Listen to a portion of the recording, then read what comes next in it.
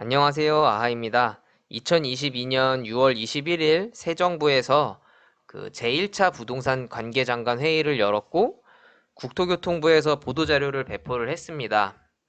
어떻게 보면은 지금 새 정부 출범하고 부동산 정책 처음 발표한 건데 구체적으로 어떤 규제가 완화가 되고 시행되는지를 한번 알아보도록 하겠습니다.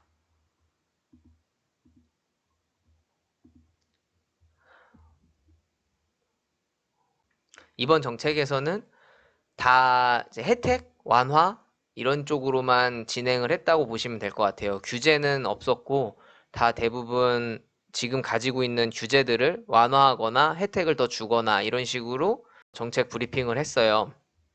그래서 임대인 쪽 먼저 혜택을 보시면 상생 임대인 지원 요건 완화 혜택 확대 이렇게 제가 정리를 했고요. 이 상생 임대인이라는 게 보시면 임대료를 5% 이내 인상한 임대인을 이제 상생 임대인 개념으로 보고 있고, 이 경우 현행 상생 임대인 인정 요건은 1세대 1주택에다가 9억 원 이하의 주택을 가지고 있었어야 됐어요. 이게 폐지가 되고 다주택자여도 1주택 전환 계획이 있으면 언제든지 혜택을 적용받을 수가 있게 됐고요. 그 혜택이 뭐냐면 1세대 1주택 양도세 비과세 2년 거주 요건 중에 1년을 인정해 준 거를 2년 거주 요건 전체 다 면제를 해준 걸로 혜택이 더 개선이 되었고, 그 다음에 장기 보유 특별공제 적용을 위해서 2년 거주 요건도 면제를 시켜주는 것으로 개선이 많이 되었다. 이렇게 보시면 될 것 같고요. 다음은 임차인 지원 정책을 보시면 이 버팀목 전세대출 보증금 대출 한도를 확대를 했어요.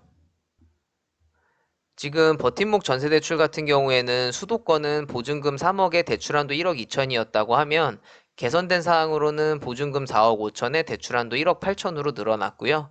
지방은 2억에서 8천이었던 게 2억 5천에서 1억 2천으로 늘어났습니다. 그리고 월세 세액 공제율이 10에서 12%였던 게 이제 12에서 15%로 상향이 됐고, 대출 원리금 상환의 소득공제 같은 경우에도 기존에는 300만 원에서 400만 원으로 상향이 되었습니다. 그리고 대출 규제 관련해 가지고는 주택을 보유하고 있는 사람들 중에 전세 대출을 받아서 세입자로 살고 있는 중 이 주택이 고가가 될 경우에는 연장이 안 됐었어요. 근데 기존에 고가 주택이 아니었던 주택을 보유하고 있던 사람이 만약에 이 주택이 고가 주택이 된다고 하더라도 계속해서 지금 살고 있는 거주집에 전세 대출을 연장을 한다고 하면 계속 연장을 할 수 있게끔 조건이 완화가 되었고요. 그 다음에 주택담보대출 생활안정자금 같은 경우에도 한도가 원래 1억이었는데 2억으로 한도가 증액됐습니다. 그리고 주택 구입 목적으로 주택담보대출을 받는 경우에 규제 지역은 처분 전입 의무가 있어요. 이거는 기존의 주택을 가지고 있으면 6개월 내에 그 주택을 처분하고 6개월 내에 전입을 해야 되는 조건이고, 만약에 주택이 없는 사람들이 이 규제 지역의 구입 목적으로 주택담보대출을 받는다고 하면 무조건 전입을 6개월 내에 해야 되는 조건으로 주택담보대출이 나가고 있었는데, 기존 주택 처분 조건이 2년 내로 완화가 되고 전입 조건은 없어지는 것으로 완화가 되었습니다. 그리고 다음 매입 임대주택 전세형 공급. 이거는 이제 매입 임대주택의 경우 현재 월세형만 있었는데 이거를 전세형도 같이 공급한다고 하고요. 그리고 분양가 상한제, 거주 의무 완화를 한다고 했는데 현재 신축 아파트 대부분이 해당이 될 텐데요. 이 거주 요건 자체가 개선된 사항을 보시면 어마어마하게 완화가 됐어요. 이 해당 주택에 등기 명의인이 변경되기 전까지만 거주 요건을 채우면 된다라고 보시면 돼요. 해당 주택의 양도 상속 증여 이전까지 실거주 기간을 준수하도록이라고 한다는 거는 분양받은 아파트를 5년 실거주를 해야 되는 게 아니라 먼저 전세 세입자를 놓더라도 주택을 팔기 전까지 5년 실거주 기간을 준수하면 된다. 이렇게 보시면 될 것 같습니다.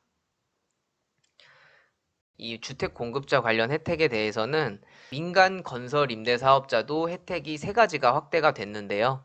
법인세 혜택을 줄 수 있는 그 임대사업 요건이 주택가액이 6억이었다면 9억으로 올랐고, 그 다음에 장특공 같은 경우에도 2년 더 연장을 해줬고요. 그 다음에 종부세 혜택 등록 요건도 좀 더 완화를 해줬다고 합니다. 그리고 이 건축 허가 부분은 건축 허가 대상 주택에 대해서 원래는 거주를 해야지만 종부세 합산 배제를 해줬었는데 거주하지 않아도 종부세 합산 배제를 해준다고 합니다.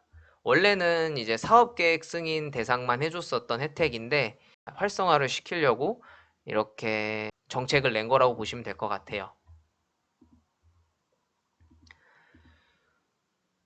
그리고 다음은 세제 부분 개편으로는 종부세 개편, 취득세 부담 경감, 공시가격 개편 이렇게 세 가지가 있었고 종부세 같은 경우에는 22년도 한시적으로 1세대 1주택자들한테 특별공제를 더 도입을 해주고 고령 장기 보유자 종부세 납부도 유예를 시켜주고 그리고 일시적인 2주택, 상속주택, 지방저가주택 대상에게도 1세대 1주택자 판정이 되면은 주택수에서 제외를 해주겠다. 단 과세표준에는 어쨌든 합산을 해가지고 세금에 매기겠지만 이제 주택수에서 해제를 해주겠다라고 발표를 했고요. 이 취득세 부담 경감 같은 경우에는 생애 최초로 주택을 구입하는 사람들한테 아무 조건 없이 면제를 해준다는 건데 이제 보시면 원래 현행은 연소득 7천만 원 이하에 뭐 수도권 4억 이내 생애 최초여야지만 취득세를 감면해줬던 거를 연소득이나 주택가격 제한 없이 생애 최초면은 주택 취득세를 면제를 해주겠다. 200만 원 한도 내에서 이렇게 경감을 시켜준다라고 하네요.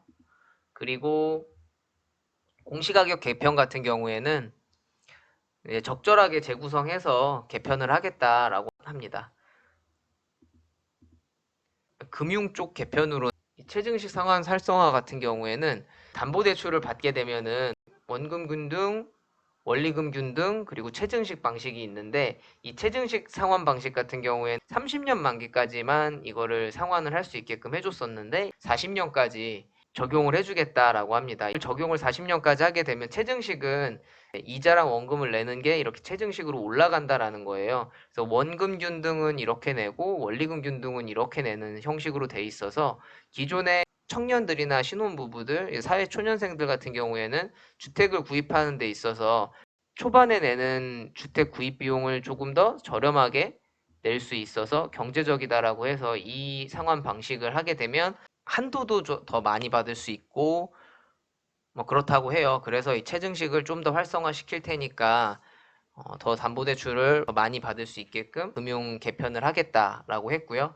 그 다음에 주택연금 활성화 같은 경우에는 우대형 주택연금, 그 주택가액 요건을 1억 5천에서 2억 원으로 완화를 해줘서 주택연금을 좀 더 많이 받을 수 있게끔 이 구간을 더 넓혀주겠다라고 하는 거고요.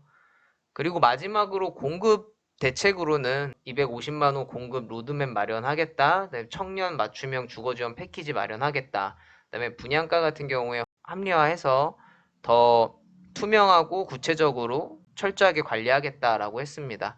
그리고 마지막으로 규제 지역 관련해 가지고는 아직 어디를 풀지는 얘기 안 했지만 좀 조정을 해 가지고 풀 곳은 풀고 완화할 곳은 완화하겠다라고 했습니다.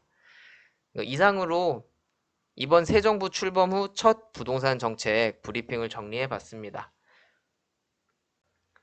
시청해 주셔서 감사합니다.